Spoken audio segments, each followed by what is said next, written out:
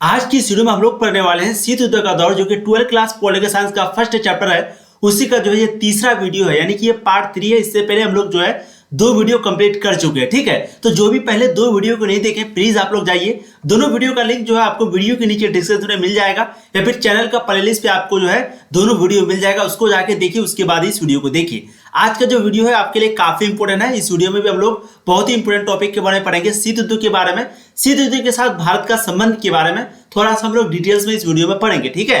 और आज जो है ये चैप्टर आपका समाप्त हो जाएगा। इसके बाद फिर इसका हम लोग जो है इंपॉर्टेंट क्वेश्चन आंसर करेंगे। तो जो भी पार्ट 1 पार्ट 2 को नहीं देखे, प्लीज पहले जाकर के देख लीजिए। उसमें हम लोग बहुत ही इंपोर्टेंट टॉपिक, जैसे कि शीत युद्ध का क्या कारण था, शीत युद्ध क्यों हुआ, शीत युद्ध क्या है, ठीक है। उसके बाद हम लोग पढ़े थे बहुत ही इंपॉर्टेंट टॉपिक जो कि आपका नेटो के बारे में था, फिर वर्षा संधि के बारे में हम लोग देखे थे, फिर क्यूबा मिसाइल संकट के बारे में जो है हम लोग बहुत ही अच्छे से पढ़े थे। तो क्यूबा मिसाइल संकट जो कि 5 नंबर का पूछा जाता है, तो आप लोग जाके देख लीजिएगा, ठीक है। एक इंपॉर्टेंट चीज यहाँ पर ध्यान रखिएगा, अगर आपको प्रश्न पूछे, मैं आपको कई बार बता चुका हूं कि जो है आपका नेटो जो संधि हुआ था वो कब हुआ था, 4 अप्रैल 1949 को नेटो संधि हुआ था, ठीक है। जब ये संधि बना था, यानी कि जब इसका गठन हुआ था नेटो का, उस समय टोटल 12 देश था। लेकिन अभी अगर प्रेजेंट की बात करें तो टोटल 30 देश जो है, यानी कि 30 कंट्री जो है इसका सदस्य है, किसका, नेटो का, ठीक है। अगर आपको प्रश्न पूछ दे कि वर्तमान में नेटो के साथ कितना देश मिला हुआ है, या फिर नेटो में कितने देशों ने मिलकर के अभी संधि में है, तो टोटल 30 है, ठीक है। इसका गठन हुआ था 4 अप्रैल 1950 को, ठीक है। एक और इंपॉर्टेंट प्रश्न पूछा था वर्षा संधि के बारे में, कि वर्षा संधि जो है कब हुआ था, तो 1955 में हुआ था। किसके द्वारा लाया गया था, तो ये जो है सोवियत संघ के द्वारा, यानी कि यूएसएसआर के द्वारा लाया गया था। और वहीं पे अगर बात करें हम लोग यहाँ पर नेटो के बारे में, तो नेटो जो है वो अमेरिका के द्वारा लाया गया था, ठीक है। आप लोग उसको पढ़ लीजिएगा अच्छे से। सीटो और सेंटो के बारे में भी हम लोग देखे थे। सीटो और सेंटो जो है वो कौन लेके आया था, ये भी जो है अमेरिका लेके आया था, ठीक है। फुल फॉर्म आप लोग हमेशा ध्यान रखिएगा, फुल फॉर्म कभी कभी पूछ दिया जाता है। और एक चीज और याद रखिएगा, साम्यवादी चीन, वियतनाम, उत्तरी कोरिया, इसके साथ जो मजबूत जो गठबंधन है वो कौन बनाया था, तो वो जो है सोवियत संघ बनाया था, ठीक है। चलिए अब हम लोग इंपॉर्टेंट टॉपिक के बारे में आज की वीडियो में पढ़ेंगे। तो प्लीज क्यूबा मिसाइल संकट के बारे में भी देख लीजिएगा, ये कब हुआ था क्यूबा मिसाइल संकट, 1962 में हुआ था। क्यूबा मिसाइल संकट क्या है, तो क्यूबा मिसाइल संकट जो है मतलब कि एक जगह है अमेरिका के बगल में, क्यूबा, ठीक है। तो वहीं पे जो है एक प्रकार का बोल सकते हैं हम लोग कि एक ऐसी स्थिति उत्पन्न हो गई थी कि जहां पर युद्ध जो है 100% हो जाता, लेकिन नहीं हुआ। उसी को बस क्यूबा मिसाइल संकट कहते हैं, ठीक है। तो आप लोग देख लीजिएगा बहुत अच्छे से। अच्छा, एक इंपॉर्टेंट क्वेश्चन यहां से भी बनता है गुट निरपेक्ष आंदोलन के बारे में, ठीक है। सबसे पहले तो आपको बता ही दिए कि गुट निरपेक्ष आंदोलन में जो है ये टोटल 5 नेता थे। जोसेफ राज टिटो, जवाहरलाल नेहरू, ये आपका जो है यहाँ पर जमाल अब्दुल नासिर लिखा हुआ, जमाल अब्दुल नासिर। उसके बाद सुकर्नो जो कि इंडोनेशिया का है। उसके बाद वामे एनक्रुमा जो कि घाना का है, ठीक है। इसको ये जो है लड़ाकू राया के नाम से भी फेमस है। उसके बाद आप लोग यहाँ पर आराम से दे सकते हैं, युगोस्लाविया का जो नया नाम है वो क्या है, मकदूनिया। तो ये 5 जो नेता थे, ये किसके संस्थापक थे, ये जो है आपका गुट निरपेक्ष आंदोलन का संस्थापक था। गुट निरपेक्ष आंदोलन क्या होता है, शीत युद्ध के दौरान कुछ ऐसे देश था जो कि दोनों महाशक्तियों से, यानी कि सोवियत संघ से भी और पूंजीवादी से भी दूर रहना चाहता था और दुनिया में शांति चाहता था। बस वही जो है गुट निरपेक्ष आंदोलन कहलाता, ठीक है। ये कब हुआ था गुट निरपेक्ष आंदोलन, तो ये जो है आपका 1956 में हुआ था। और गुट निरपेक्ष सम्मेलन जो है, पहला सम्मेलन, वो 1961 में हुआ था, बेलग्रेड में हुआ था। तो ये भी आपको प्रश्न पूछा जाएगा कि गुट निरपेक्ष सम्मेलन सबसे पहले कहां पर हुआ था, तो बेलग्रेड में हुआ था। कब हुआ था, 1961 में हुआ था। और जब इसका यानी कि गुट निरपेक्ष आंदोलन का जब स्थापना हुआ था, उस समय टोटल मतलब कि टोटल कितने आदमी थे, तो 5 आदमी थे, यानी कि 5 सदस्य थे। 5 का नाम यहाँ पर लिखा हुआ है, ठीक है। अभी वर्तमान की अगर बात करें तो टोटल आपका जो है 2019 में अजरबैजान में जो है आपका 18वीं सम्मेलन हुआ था। और वहां पर लगभग 120 कंट्री, यानी कि 120 देश जो है वो अभी इस सम्मेलन में आया था, समझ गए। चलिए अब देखिए पार्ट 3 हम लोग पढ़ेंगे। आज की वीडियो में हम लोग क्या पढ़ेंगे, नव अंतरराष्ट्रीय आर्थिक व्यवस्था के बारे में। तो प्लीज मेरी बातों को सिर्फ आप ध्यान से सुनिए, आपको बहुत ही मजा आएगा। और आज जो है हम लोग इस चैप्टर को समाप्त कर देंगे, आप लोग बिल्कुल भी टेंशन मत लीजिए, ठीक है। चलिए सबसे पहले हम लोग समझते हैं नव अंतरराष्ट्रीय आर्थिक व्यवस्था क्या होता है, जिसको हम इंग्लिश में बोलते हैं न्यू इंटरनेशनल इकोनॉमिक ऑर्डर, ठीक है। न्यू इंटरनेशनल इकोनॉमिक ऑर्डर, यानी कि नई अंतरराष्ट्रीय आर्थिक व्यवस्था। देखिए, नई आर्थिक अंतरराष्ट्रीय वर्तमान अर्थव्यवस्था को समाप्त करके नए सिरे से स्थापित करने का जो मार्ग है, जो रास्ता है, ताकि विकसित देशों द्वारा अविकसित देशों का औपनिवेशिक शोषण रुक जाए। मतलब यहाँ पर सिंपल ये कह रहा है कि नई अंतरराष्ट्रीय अर्थव्यवस्था जो है वो क्या है कि जो अभी वर्तमान में जो अर्थव्यवस्था का सिस्टम है उसको समाप्त कर दो, ठीक है। जो भी जैसे भारत का जो भी अर्थव्यवस्था है उसको क्या कर दो, समाप्त कर दो। उसको जो है समाप्त करने के बाद फिर एक नए सिरे से, नए तरीके से, नया मार्ग से, नया रास्ता से, एक प्रकार का विकसित देशों के द्वारा, ठीक है, ताकि विकसित देशों के द्वारा जो है अविकसित देश जो जैसे मान लेते हैं उस समय अंग्रेज जो है वो क्या थे, विकसित थे, ब्रिटिश क्या था, विकसित था, तो वो इंडिया पर क्या किया, राज किया, ठीक है। लेकिन जब वो भाग गया तो यहाँ पर क्या किया, नई आर्थिक व्यवस्था बनाए, सब कुछ नया बनाए। इससे क्या होगा कि वो दोबारा जो है हम लोगों पर हावी ना हो सके, दोबारा हम लोगों पर कब्जा ना कर सके, ठीक है। तो वही चीज कह रहा है कि आप लोग यानी कि नए सिरे से स्थापित करने का मार्ग है। नई अंतरराष्ट्रीय व्यवस्था क्या है, पुराने अर्थव्यवस्था को समाप्त करके नए अर्थव्यवस्था का स्थापना करना। क्यों? क्योंकि विकसित देशों द्वारा अविकसित देशों का जो है औपनिवेशिक शोषण रुक जाए, ठीक है। यानी कि जो शासन करता है, जो शोषण करता है वो रुक जाए और विश्व की आय तथा साधनों का न्यायपूर्ण व समान बंटवारा हो, ताकि उत्तर दक्षिण का अंतर समाप्त हो जाए, ठीक है। तो ये है आपका नई अंतरराष्ट्रीय आर्थिक व्यवस्था। अब आगे हम लोग देखते हैं, गुटनिरपेक्ष देश जो है वो शीत युद्ध के दौरान दो देशों के विवादों को लेकर उनके बीच मध्यस्थता करते थे, ठीक है। तो आपको जैसे कि पता ही है कि एक आपका इधर था सोवियत संघ, ठीक है, एक आपका था यूएसएसआर हम लोग लिख देते हैं, एक था आपका अमेरिका, ठीक है। तो ये दोनों में जो भी देश शामिल नहीं होना चाहता था तो वो आ गया किसमें, गुटनिरपेक्ष में, वो आ गया किसमें, गुटनिरपेक्ष। गुटनिरपेक्ष का मतलब क्या होता है, तो मैं आपको बता चुका हूं कि अपने को दूसरे से अलग रखना, या फिर बोल सकते हैं कि दोनों गुटों से अलग रखना, इसी को गुटनिरपेक्ष बोलता है, ठीक है। तो गुटनिरपेक्ष का काम क्या था कि ये दो देश जो था, कोई भी देश के बीच कुछ होता था तो वो देश का काम बेसिकली ये था कि दोनों के बीच एक प्रकार का समझौता करना। अगर युद्ध वगैरह चल रहा तो दोनों के बीच एक प्रकार का हाथ मिलाना कि देखिए आप लोग झगड़ा मत कीजिए, आप लोग मिल जाइए, यानी कि मध्यस्थता करना, ठीक है। तो गुटनिरपेक्ष का सबसे बड़ा उद्देश्य यही था। दूसरा क्या है कि गुटनिरपेक्ष आंदोलन में शामिल अधिकांश देशों को अल्प विकसित देशों का दर्जा दिया। आपको जैसे पता ही है, क्योंकि जितना भी शक्तिशाली देश था एक अमेरिका की तरफ आ गया और कुछ देश जो है सोवियत संघ की तरफ आ गया। अब भारत वगैरह उस समय उतना विकसित था नहीं, क्योंकि शोषण हो रहा था, आपको जैसे कि पता है, ठीक है। तो उस समय जब शोषण वगैरह हो रहा था तो यही इसीलिए जो है इस गुटनिरपेक्ष आंदोलन को क्या कहा गया, अल्प विकसित देश, यानी कि थोड़ा सा विकसित देश का जो है दर्जा मिला, ठीक है। उसके बाद तीसरा पॉइंट है आपका, नव स्वतंत्र देशों की आजादी के लिहाज से भी आर्थिक विकास जो है महत्वपूर्ण था, अन्यथा धनी देशों पर निर्भर रहना पड़ता, ठीक है। और एक तो क्या, एक इंपॉर्टेंट पॉइंट क्या हो गया कि अगर आप यानी कि कोई देश अगर तरक्की करना चाहता है, कुछ करना चाहता है, तो उसके लिए भी जो है ये विकास होना बहुत ही जरूरी था, बहुत ही महत्वपूर्ण था। नहीं तो फिर से इसको क्या करना पड़ता, जो धनी देश है यानी कि जिसके वो मतलब कि एक प्रकार का बोल सकते हैं, जैसे कि हम लोग अंग्रेजों के शासन काल में थे, ठीक है। तो हम लोग अगर नई आर्थिक व्यवस्था नहीं बनाते तो हम लोगों को अभी भी अंग्रेज पर जो है निर्भर रहना पड़ता, ठीक है। तो वही चीज यहाँ पर कह रहा है कि फिर से जो है उसको धनी देशों पर निर्भर रहना पड़ता है, यानी कि डिपेंडेंट होना पड़ता, ठीक है। चौथा पॉइंट, इसी समझ से नव अंतरराष्ट्रीय आर्थिक व्यवस्था की धारणा का जन्म हुआ, और इसीलिए जो है नव अंतरराष्ट्रीय आर्थिक व्यवस्था की यानी कि ये जो धारणा है, जो सिस्टम है, उसका एक प्रकार का स्थापना हुआ, ठीक है। तो आपको समझ में आ गई नई अंतरराष्ट्रीय आर्थिक व्यवस्था, न्यू इंटरनेशनल इकोनॉमिक ऑर्डर क्या होता है। अब आगे हम लोग देखते हैं, बहुत ही इंपॉर्टेंट टॉपिक है आपका 1972 में संयुक्त राष्ट्र संघ के व्यापार और विकास से संबंधित सम्मेलन यानी कि United nation conference on trade and development account में एक रिपोर्ट जिसका नाम क्या है, towards a new trade policy for development प्रस्तुत किया गया, ठीक है। तो यहाँ पर क्या कहा कि 1972 में एक सम्मेलन हुआ था जो कि संयुक्त राष्ट्र संघ के व्यापार और विकास से संबंधित सम्मेलन था, ठीक है। तो वहीं पे जो है एक रिपोर्ट मतलब कि प्रस्तुत किया गया, वो रिपोर्ट का नाम क्या है, towards a new trade policy for development, यानी कि डेवलपमेंट के लिए जो है, डेवलपमेंट के लिए क्या किया, एक नया पॉलिसी को लेके आया, ठीक है, प्रस्तुत किया गया, जिसमें कहा क्या गया, वैश्विक व्यापार प्रणाली में सुधारों से, यानी कि जिसमें जो है वैश्विक जो जैसे वैश्विक व्यापार का जो एक प्रकार का प्रणाली है, जो एक सिस्टम है, उसी की जो कमी थी उसी की सुधार के लिए जो है एक यहाँ पर क्या लाया गया, एक आपका लेके आया रिपोर्ट, ठीक है। अब उस रिपोर्ट में क्या क्या था हम लोग यहाँ पर देखते हैं, कब लाया गया था। अगर आपको प्रश्न पूछे तो 1972 में, उसका नाम क्या है अगर पूछे तो United nation conference on trade and development account, ठीक है।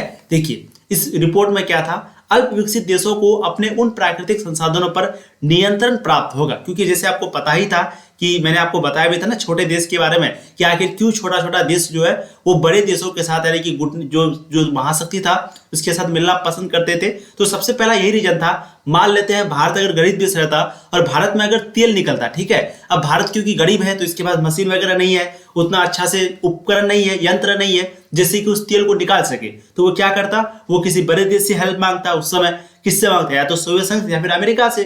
तो यही प्रॉब्लम हो जाता था, ठीक है। तो यही चीज इस रिपोर्ट में कहा गया कि जो अल्प विकसित देश है, यानी कि बेसिकली जो गुटनिरपेक्ष आंदोलन में जो भी देश है, ठीक है, उनमें अगर कोई भी जैसे कोयला, पेट्रोल, कोई भी अगर प्राकृतिक संसाधन हो जाए तो उस पर जो नियंत्रण है वो किसका होगा, वही अल्प विकसित देशों का ही होगा। सबसे पहला पॉइंट ये रखा गया। दूसरा पॉइंट, अल्प विकसित देशों की पहुंच जो है वो पश्चिमी देश के बाजार तक होगी, ठीक है। और पहले आपको जैसे कि पता ही है, छोटा छोटा जो देश होता था उनका पहुंच ज्यादा दूर तक नहीं होता था, इसमें भी बहुत सारा रीजन होता था।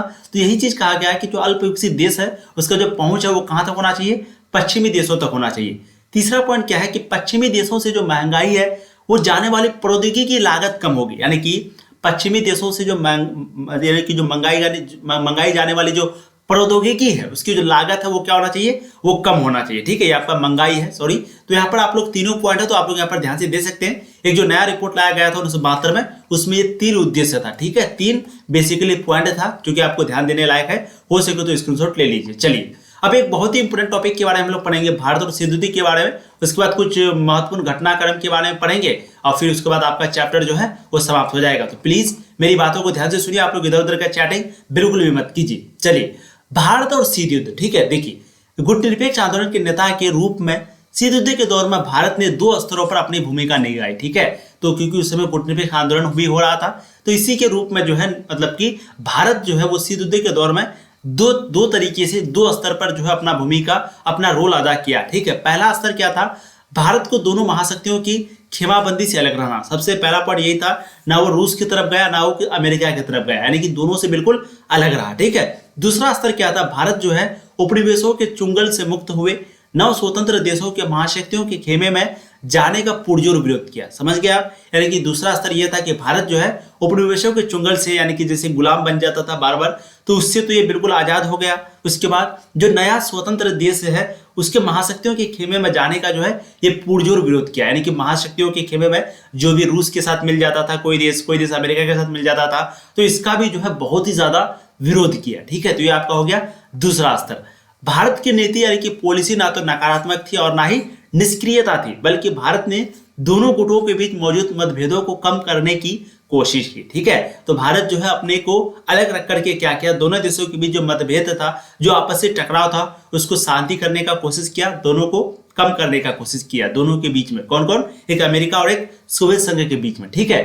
दोनों गुट भारत की संधि की नजर से देखता था, दोनों गुट जो है भारत को संधि की नजर से देखता था। संधि का मतलब आपको समझ में आ गया कि जैसे गुटनिरपेक्ष यहाँ पर जो हुआ था ना, गुटनिरपेक्ष, तो दोनों देश जो है वो क्या सोचता था कि ये जो है तो गुटनिरपेक्ष एक संधि कर लिया है तो इसको तो ऐसा करना ही पड़ेगा, ठीक है। यानी कि दोनों देश इस तरीके से भारत का नजरिया जो है, यानी कि उन लोगों का नजरिया भारत के प्रति क्या था कि ये जो है संधि करके एक प्रकार का या तो फंस गया है या फिर बोल सकते हैं कि संधि किया है, इसीलिए जो है ना ये मेरा साथ दे रहा है, ना ही सोवियत संघ का, ना ही अमेरिका का। ये दोनों अमेरिका और सोवियत संघ सोच रहा था, ठीक है। लेकिन दोनों गुट भारत को संधि की नजर से देखता था। भारत की गुटनिरपेक्षता नीति, गुटनिरपेक्षता का मतलब मैं आपको बता चुका हूं, अपने को दूसरे से अलग रखना, ठीक है। तो भारत की गुटनिरपेक्षता नीति की कई कारणों से आलोचना की गई। जैसे कहा जाता है कि भारत जो है वो अपने राष्ट्रीय हितों को साधने के नाम पर अक्सर महत्वपूर्ण अंतर्राष्ट्रीय मामलों पर कोई सुनिश्चित पक्ष लेने से बचता है।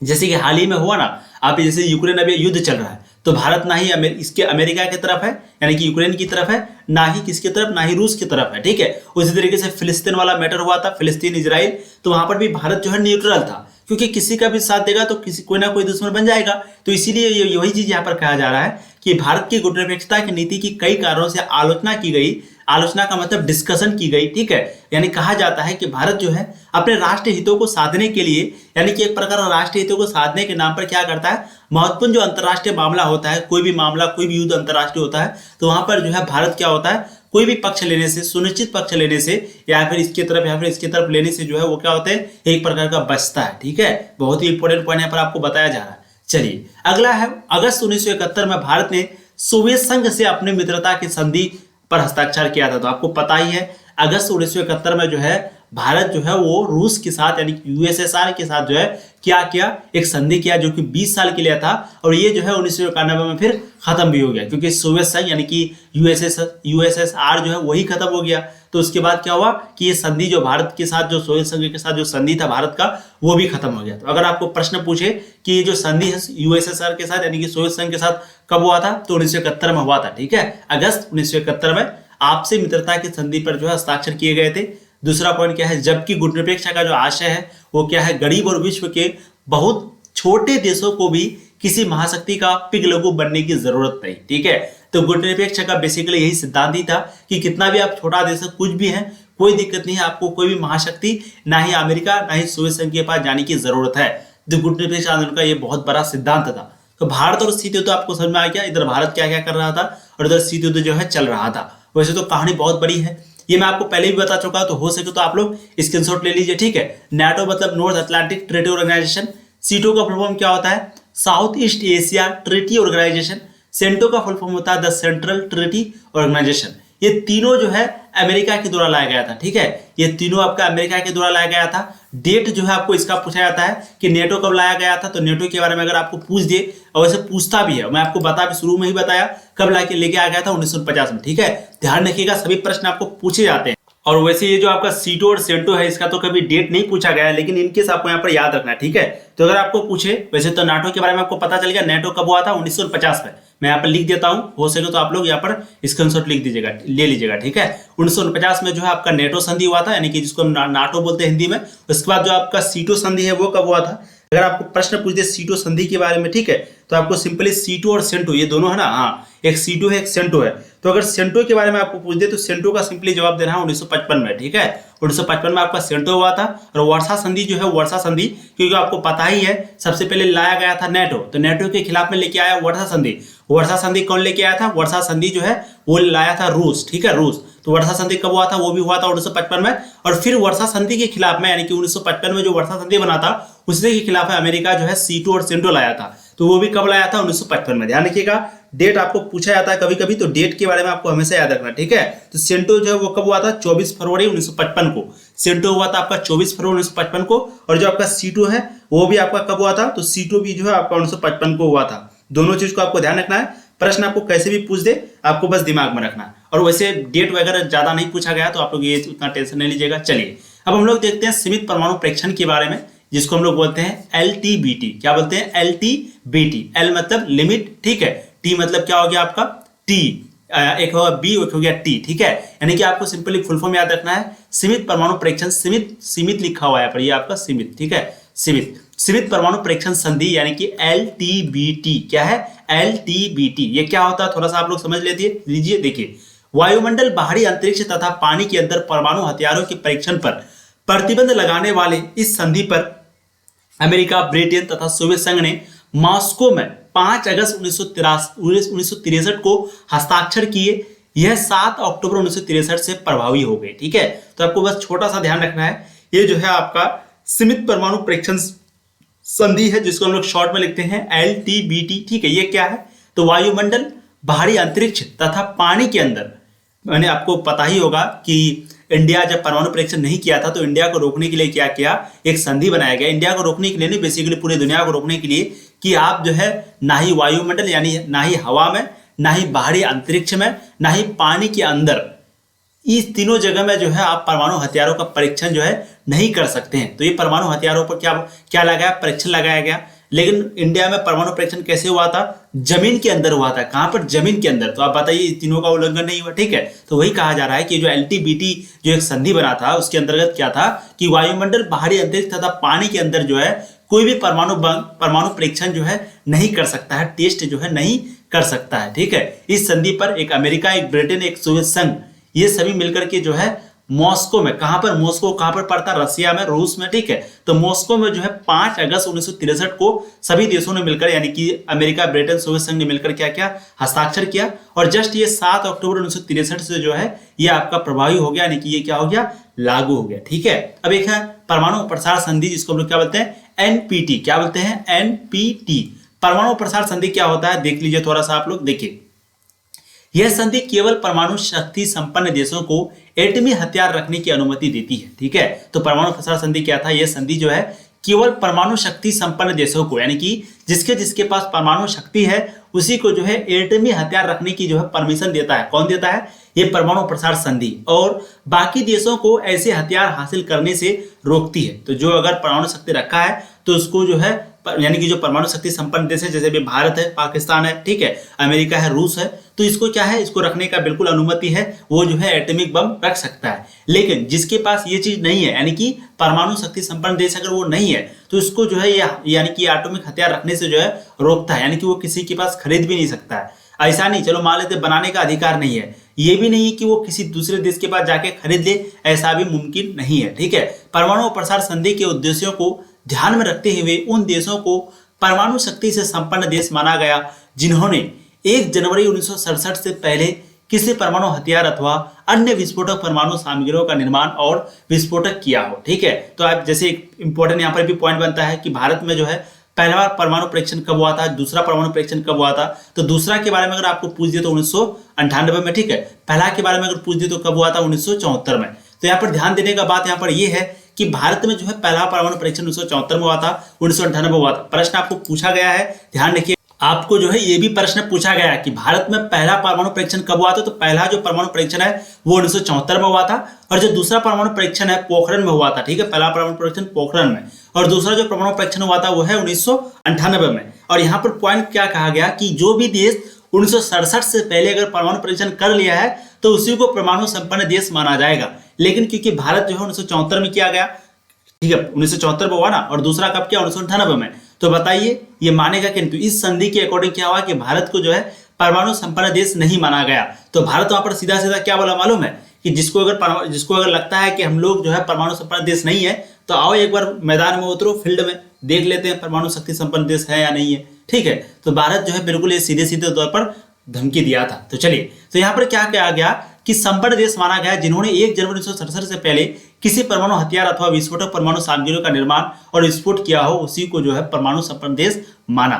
तो इस परिभाषा यानी कि ये डेफिनेशन के अनुसार उस समय टोटल 5 देश था। एक आपका अमेरिका, सोवियत संघ जिसको बाद में रूस कहा गया, एक ब्रिटेन, फ्रांस और चीन, इनके पास जो है परमाणु शक्ति संपन्न देश माना गया इस संधि के अकॉर्डिंग। लेकिन अभी अगर हम लोग बात करें तो अभी आपका कौन कौन संपन्न देश है, अगर ध्यान से देखें तो इसमें आपका इंडिया जो है जुड़ गया सबसे पहला, दूसरा आपका पाकिस्तान, ठीक है, तीसरा जो है आपका एक हो गया, तीसरा का नाम क्या है, तीसरा जो है उत्तर कोरिया, उत्तर कोरिया ही है ना, हाँ उत्तर कोरिया ही है। तो तीसरा आपका जो है उत्तर कोरिया, क्योंकि पाकिस्तान जो है बहुत ही बड़ी कहानी है। पाकिस्तान जो है वो उत्तर कोरिया को फॉर्मूला दे दिया था परमाणु बम बनाने का, तो उत्तर कोरिया भी जो है परमाणु संपन्न देश हो गया, पाकिस्तान भी और इंडिया भी। तो टोटल 3 देश जो है भी हो गया, और पहले का 5 देश था, ठीक है। तो ध्यान दीजिएगा उस समय यानी कि संधि के अनुसार उस समय कितने देश था, टोटल 5 देश था। कौन कौन था, अमेरिका, सोवियत संघ, ब्रिटेन, फ्रांस और चीन। इसी को परमाणु शक्ति संपन्न माना गया। क्यों माना गया, क्योंकि ये 1967 से पहले था, ठीक है। इस संधि पर 1 जुलाई 1968 को वाशिंगटन, लंदन और मॉस्को में, ध्यान दीजिएगा यहाँ पर बहुत ही इंपोर्टेंट पॉइंट है,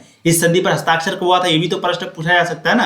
अब ये चीज जो समझ में आ गया कि 1 जनवरी 1967 को पहले जो परमाणु हथियार था उसी को परमाणु संपन्न देश माना गया, जो भी यानी कि 1 जनवरी 1967 से पहले जो भी परीक्षण किया गया था। लेकिन ये संधि पर हस्ताक्षर कब हुआ, तो 1 जुलाई 1968 को वाशिंगटन, लंदन और मॉस्को में हस्ताक्षर हुए।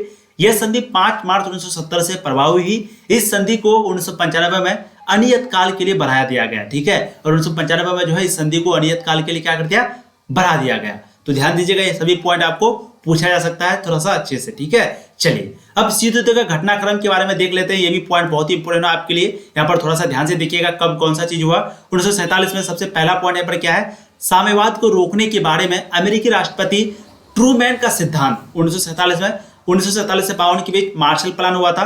मार्शल योजना के बारे में मैं आपको बता चुका हूं कि 1947 में जो है हमारा देश आजाद हुआ। कब हुआ, 1947 में। और जस्ट 1 साल के बाद यानी कि 1948 के बाद जो है मार्शल योजना लाया गया था अमेरिका के द्वारा। हम लोग आगे पढ़ेंगे, आप लोग बिल्कुल टेंशन मत लीजिए। तो मार्शल प्लान जो कि पश्चिमी यूरोप के पुनर्निर्माण में अमेरिका की सहायता, ठीक है। तो क्योंकि द्वितीय विश्व युद्ध जो हुआ था उसके बाद यूरोप की स्थिति बहुत खराब हो गई थी, तो अमेरिका हेल्प करना चाहता था, मार्शल प्लान के अंतर्गत उसी को रखा गया। ये कब हुआ था, 1948 में। 1948-49 सोवियत संघ द्वारा बर्लिन की घेराबंदी, यानी कि सोवियत संघ के द्वारा जो है बर्लिन की घेराबंदी भी थी। कब हुई थी, 1948 से 49 के बीच में। अमेरिका और उसके साथी देशों ने पश्चिमी बर्लिन के नागरिकों को जो आपूर्ति भेजी थी उसी सोवियत संघ ने अपने विमानों से उठा लिया, ठीक है। जो भी आपूर्ति भेजा था उसे क्या किया, सोवियत संघ का जो विमान था वो क्या किया, उसको उठा लिया। 1950 से 53 के बीच कोरियाई युद्ध चला। 1954 में वियतनामियों के हाथ डायन वियन फू में फ्रांस की हार जिनेवा समझौते पर आप लोग जो है मतलब कि जिनेवा समझौते पर हस्ताक्षर हुआ था 1954 में,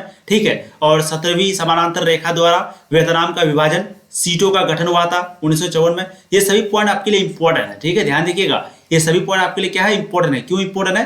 क्योंकि ये सभी पॉइंट छोटा छोटा है और एनसीईआरटी जो बुक है उसके लास्ट में दिया हुआ, तो वहां पर भी आप लोग दे सकते हैं। 1954-75 में वियतनाम में अमेरिकी हस्तक्षेप हुआ था। वियतनाम में अमेरिकी हस्तक्षेप आप लोग 10th क्लास में पढ़े होंगे। एक चैप्टर है जिसका नाम क्या है, हिंद चीन में राष्ट्रवादी आंदोलन, ठीक है।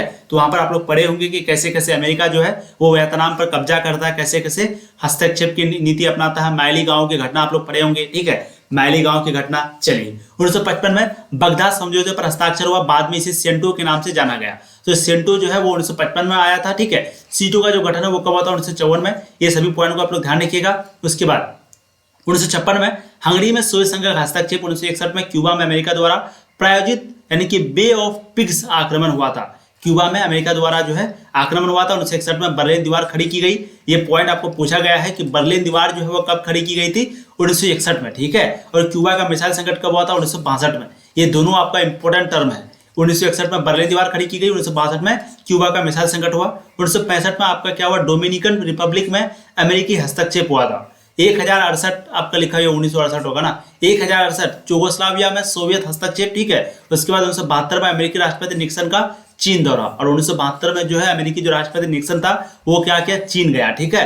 1978 से लेकर 89 के बीच कंबोडिया में वियतनाम का हस्तक्षेप। 1979 से 89 के बीच अफगानिस्तान में सोवियत संघ का हस्तक्षेप। और 1985 में गोर्बाचेव सोवियत संघ के राष्ट्रपति बने। सुधार की प्रक्रिया जो है शुरू हुई। 1989 में बर्लिन की दीवार गिरी। ये भी प्रश्न आपको पूछा जाता है। खड़ी कब हुई, आपको यहाँ पर बता दिए खड़ी कब हुई थी ये बर्लिन की दीवार, तो 1961 में, ठीक है। और ये गिरी कब थी, बर्लिन की दीवार गिरी कब थी, ये जो है आपका 1989 में गिर गई। इसी के बाद तो युद्ध खत्म हुआ था, शीत युद्ध, और पूर्वी यूरोप की सरकारों के विरुद्ध लोगों का प्रदर्शन हुआ।